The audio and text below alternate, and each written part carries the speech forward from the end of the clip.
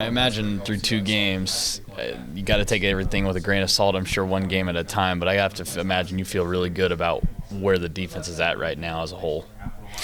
Yeah, I mean, obviously we're excited. We anytime you get a shutout, you're pretty excited. That's not easy to do, especially in today's game. But there's a lot of things that we have to get better at, and I think the guys know that. The players know that. We know it as coaches. But I am happy with the effort that we're getting out of the guys, able to play a lot of guys, and that's going to help down the road. The more experience we can get with those guys, the better off we'll be. The better off this team will be. The lack of snaps, the lack of time on the field seems to be, it's a good thing. Obviously, you want to get off the field, but at the same time, it can be a negative. How have you weighed that out between the two sides? Well, I'll tell you, I think it's a great thing. As a defensive coach and as a player, our guys, they're staying fresh, and they're able to.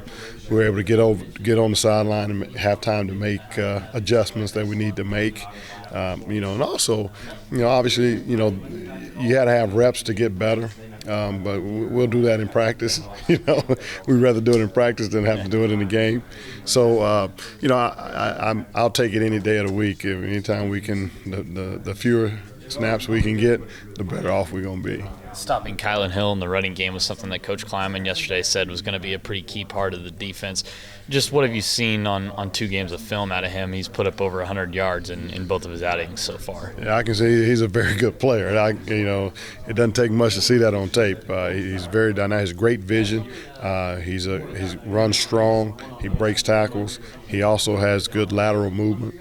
And so both he and 21, the backup running back, they both are similar style runners. So, we're going to have our hands full, and obviously Mississippi State's putting up a lot of rushing yards each week and a lot of points. So, obviously, we're going to have our A game if we want to have a chance to stop them.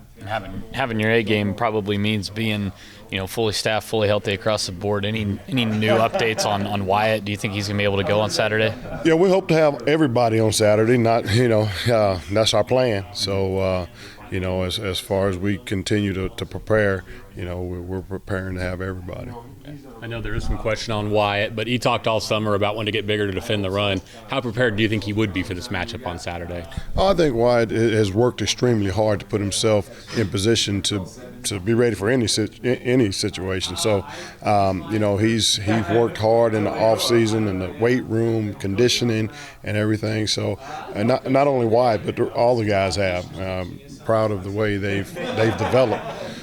So I think we'll be ready to handle. Wyatt would be ready to handle the run. Also, Reggie, Boone, Kyle, any of them will be ready to handle it. You've probably been asked this already. I apologize, but the sacks right now, the sack numbers are low. What do you see as the reason for that, and how important does it become to maybe improve on that against Mississippi State? The sack numbers are low because we haven't played a whole lot of snaps in general. So that's one thing. Obviously, we like to have we have missed some opportunities to get sacks, and that part is the most disturbing. It's not a whole lot of time that you're gonna have chances to rush the quarterback, and then when we get back there and miss the tackle or don't make the sack, that's more concerning than not having a low number of sacks right now, because they work extremely hard. We're putting a lot of pressure on the quarterback. Yeah. But when we get that opportunity, we have to be ready to take advantage of it. And we have not done that as much as we would like to have so far this year. Okay. Because I didn't look back into your coaching history before I got here, have you coached a game down in Mississippi State ever? Yeah. What do you remember about just kind of the environment and everything like that you coached in down there? Yeah, I remember the cowbells. They stand out well, and so I was at Alabama at the time, so it was it was a pretty big rival. That's there's not much separating Starkville and Tuscaloosa, so it was it's always a big game in the SEC. So, but it's allowed to have a great fan base, just like we do. It's very similar to our fan base.